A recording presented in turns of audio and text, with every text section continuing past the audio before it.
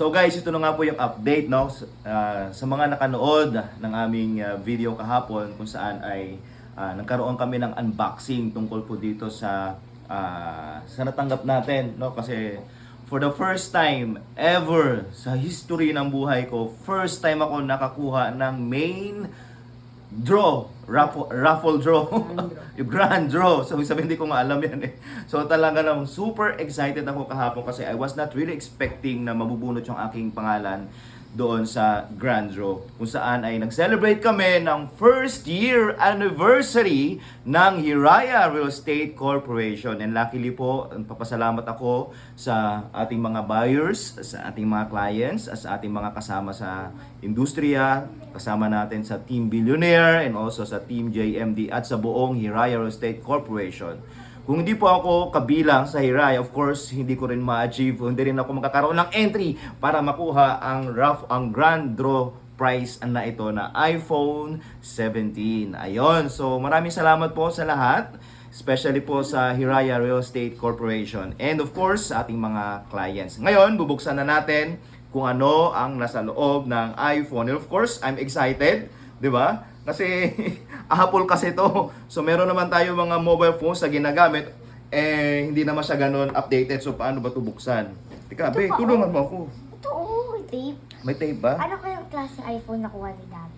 Ayan, sige nga. Yan. Ito na may tape pa pala ito. So ito po, may tape ang ating iPhone. Hulaan mo ba kung anong kulay? Gray. Gray. Ate Jeren? Black. Black.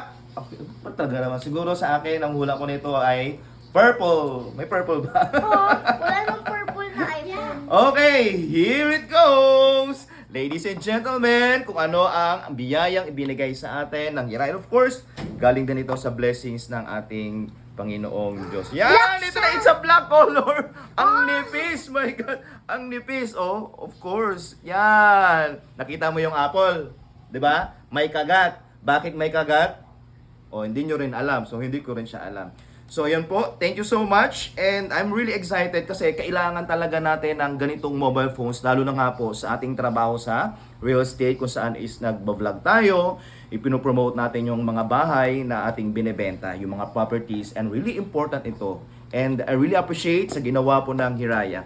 And kayo po sa mga kaibigan ko na gusto rin maging part ng Hiraya Real Estate Corporation under po ng Team Billionaire, message nyo lang po ako para po maturuan ko kayo kung paano ang pagbebenta ng bahay at kung paano maging successful sa industriya na ito. And I'm happy to inform you guys that yun nga po, kung kayo po ay nakapag-follow sa akin, marami na po tayo mga achievements dito po sa pagbebenta ng mga property. And under nga po ng Hiraya Real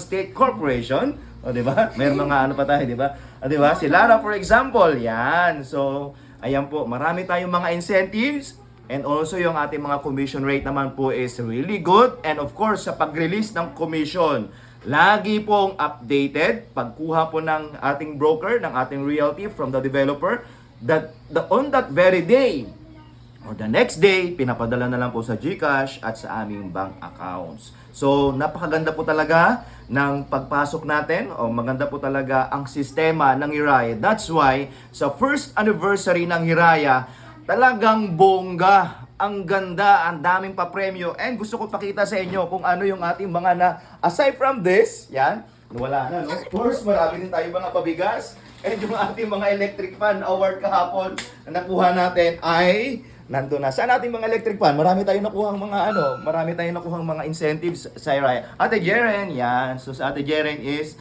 siya magaling itong mag-vlog. Our future vlogger ng Jasmine Single Attach. Ayan.